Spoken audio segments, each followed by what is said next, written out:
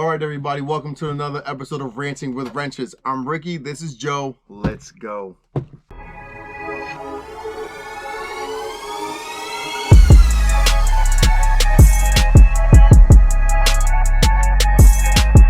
So today's topic is going to be how much have you put into your car since owning it?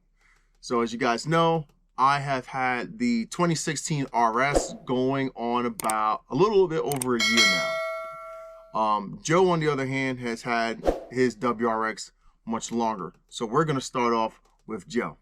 How much, Joe, have... How much money, Joe, have you sunk into the RS? I'm sorry. Wow. How much money have you sunk into the WRX since you've owned it? All right.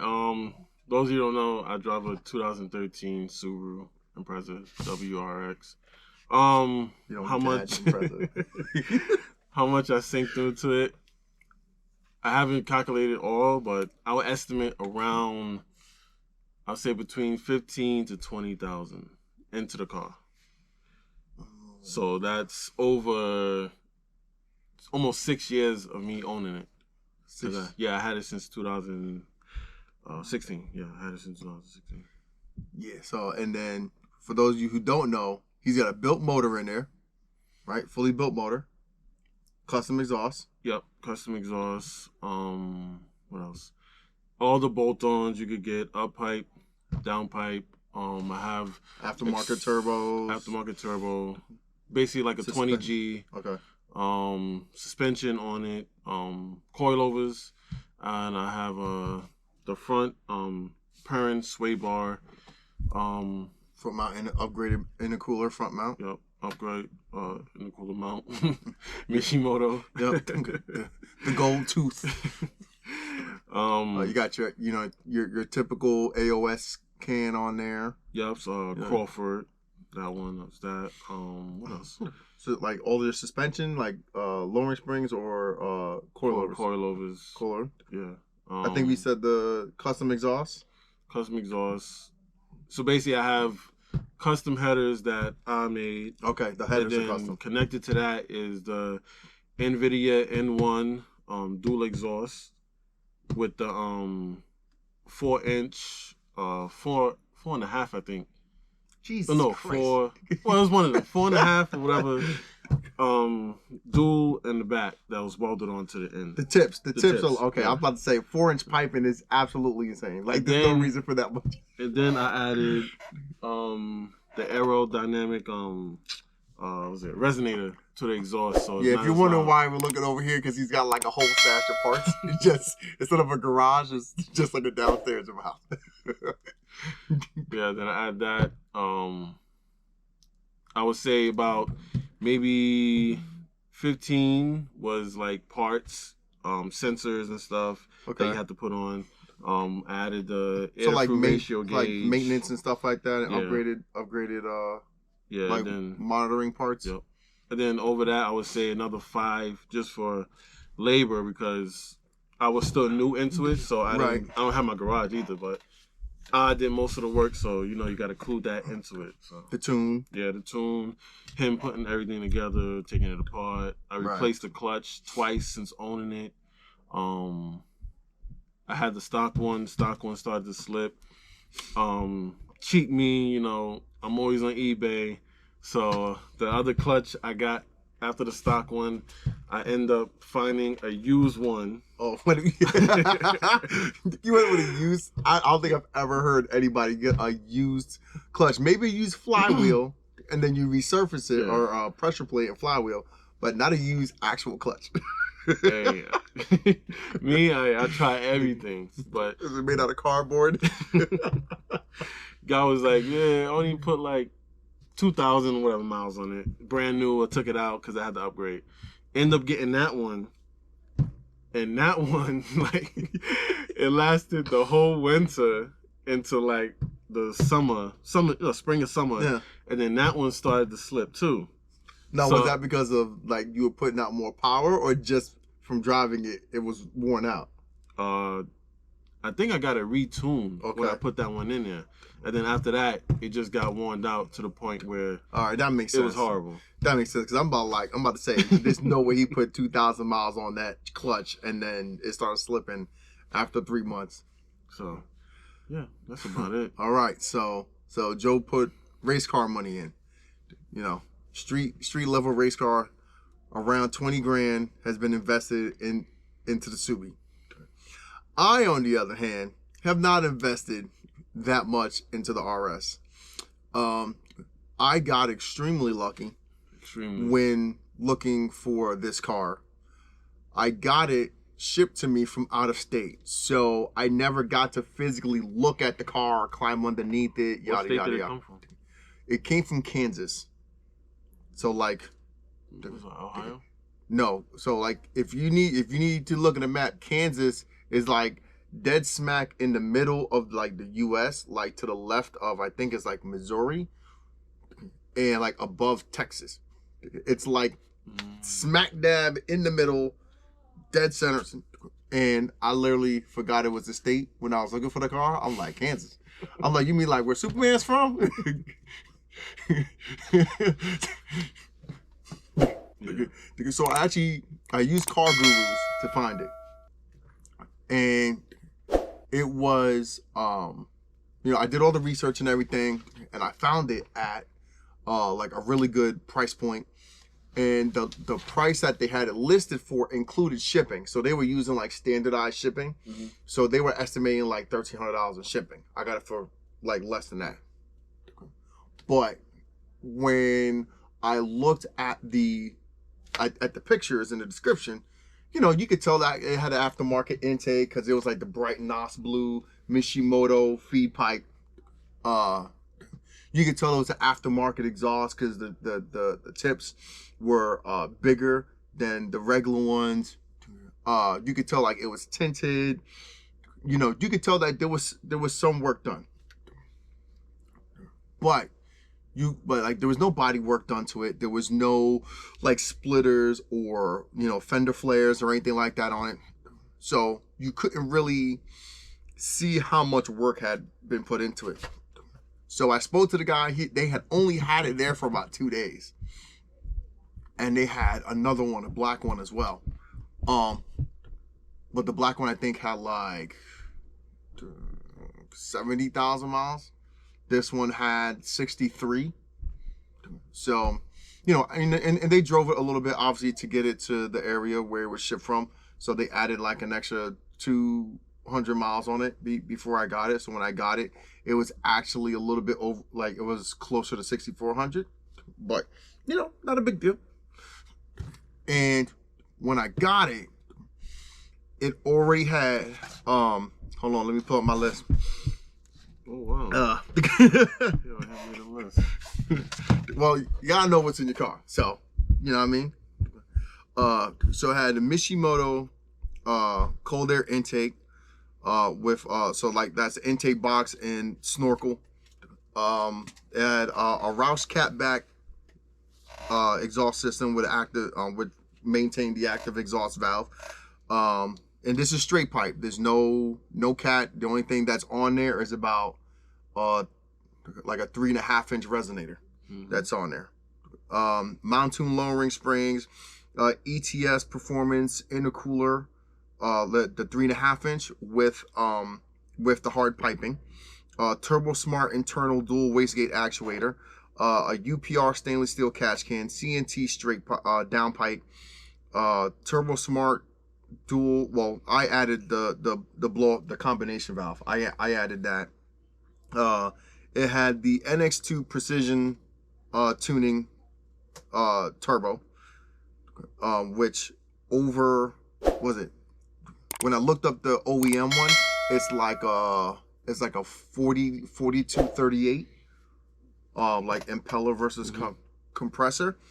The NX2 is the 64 to 60.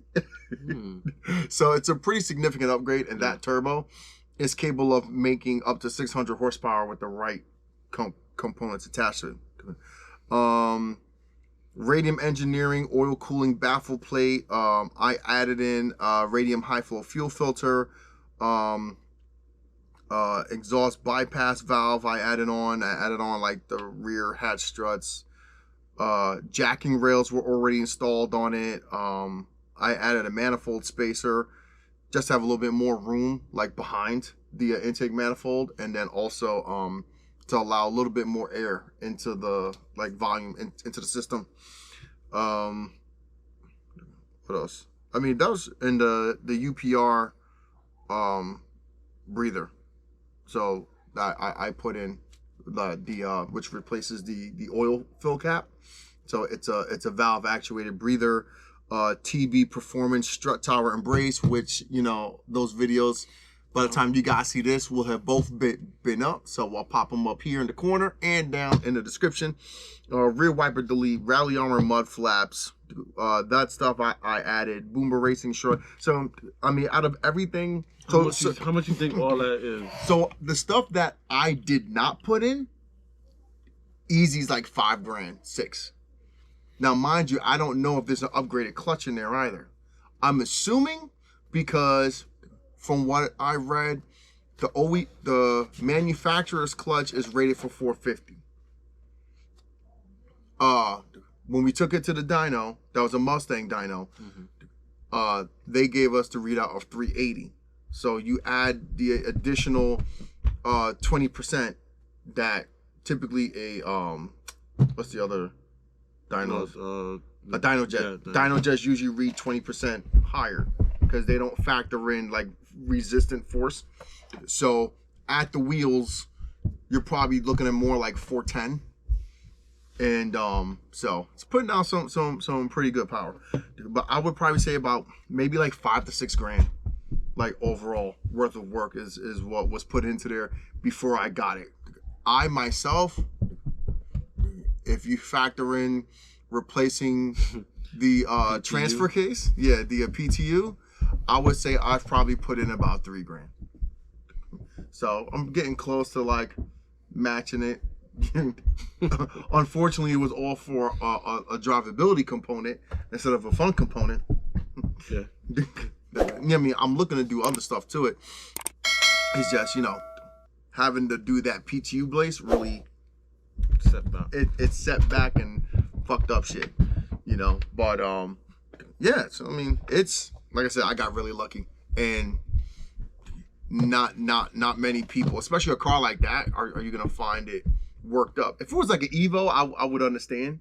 You know what I mean? Oh, it's an Evo, you know what I mean? There's no way you're gonna find that car untouched. But that was it? They stopped making it in 2018.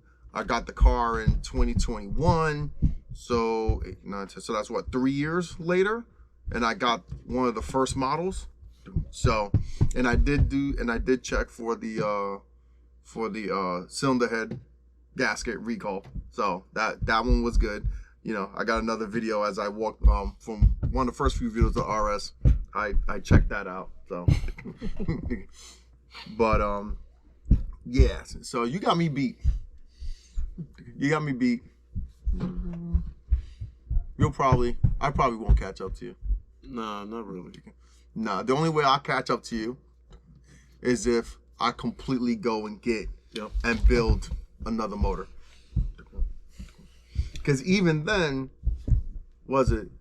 Mountoon, they have a tune that comes with their motors that you don't even have to do like you still got to do the break-in period, but you don't have to sit there and like data log it or nothing.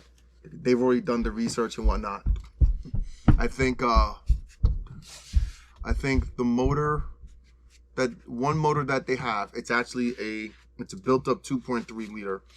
And I want to say it's like around 15K. 15K. It's built from top to bottom.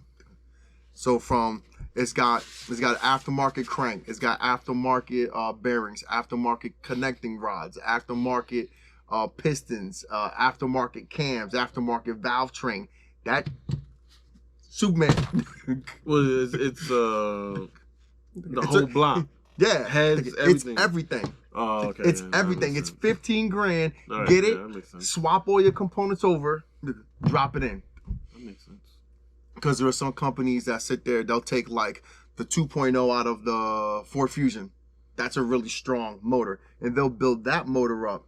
And then because everything mounts pretty much the same, they'll drop that into the RS. But then you need the tune in order to, so that everything reads right. I'm not trying to do all that. Like I want the same I want the motor that's meant to be in there to be in there. I don't want to go with a 2.0 crossover or like, you know what I mean? I want, if it's meant to have a 2.3, I want a 2.3. Okay. You know what I mean? Now it's different if you get like the deck, you know, fully sealed. Like if you get like, you know what I mean, if you modify it and get a fully sealed deck to increase the rigidity of the block. I get that, but I want to keep it 2.3. You want everything in the right specs. Right, yeah. I want everything in the right specs. I don't want no one to be like, oh, well, you took a fucking, you know, Subi motor and dropped it in there. I'm like, nah, I'm not gonna Honda that shit. Right. That makes sense. So 15, 20K, about four. About 4K, including that, you're probably close to what, 8? So with what was done and what I've done, yeah.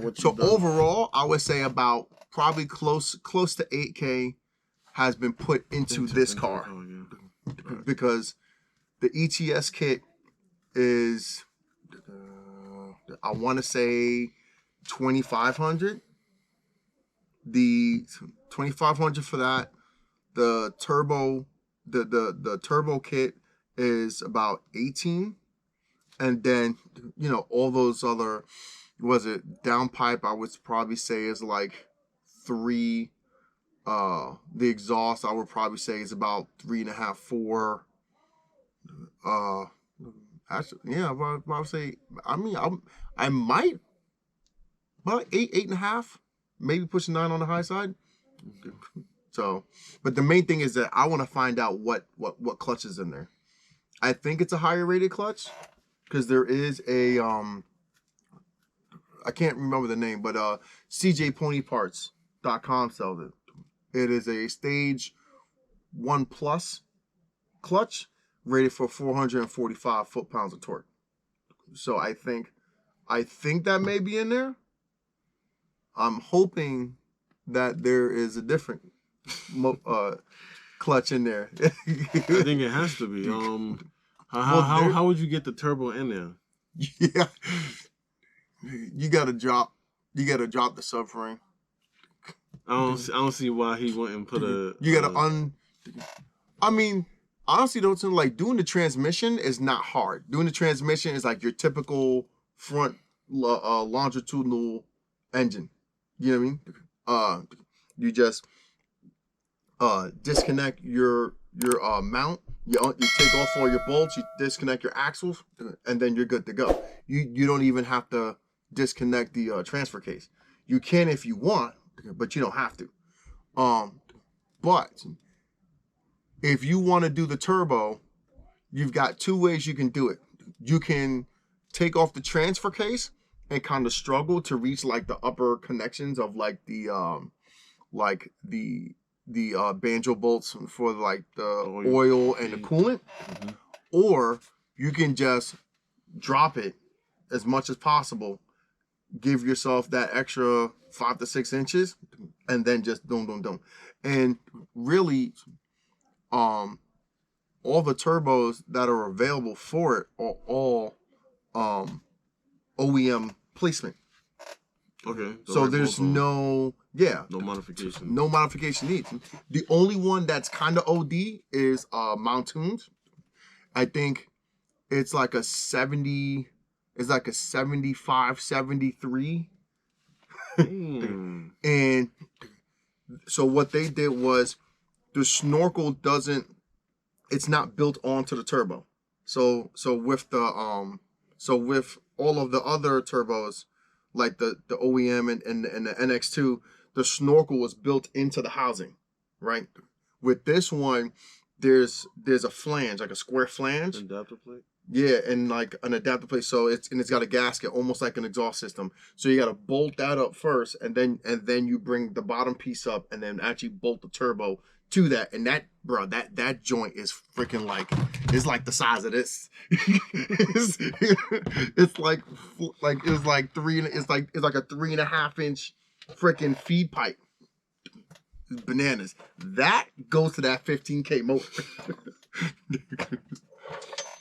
1,000 horsepower right there. I don't know if it's about 1,000, maybe 800. Hey, faster than mine. That, bro, that's a straight up track motor. Like, that's a track build. I'm talking about, bro, you gotta change everything. Everything, bro. Let's do it. Go fund me. Go fund me. We go. Rich putting up a Go Me Fund. Go Me Fund? Yeah, whatever that thing. if you think I should start up a GoFundMe for the RS Mountoon $15,000 motor, I will create a short later on to get the full breakdown, and I will post it on a short. But you need to let me know. If I don't see nothing about it down in the comments, I ain't gonna waste my time. Maybe. All right, so I think we've drilled those screws in far enough. So let us know what you think. Comment, like, subscribe, follow us on Instagram and on Facebook, and don't forget, Wrench Daily.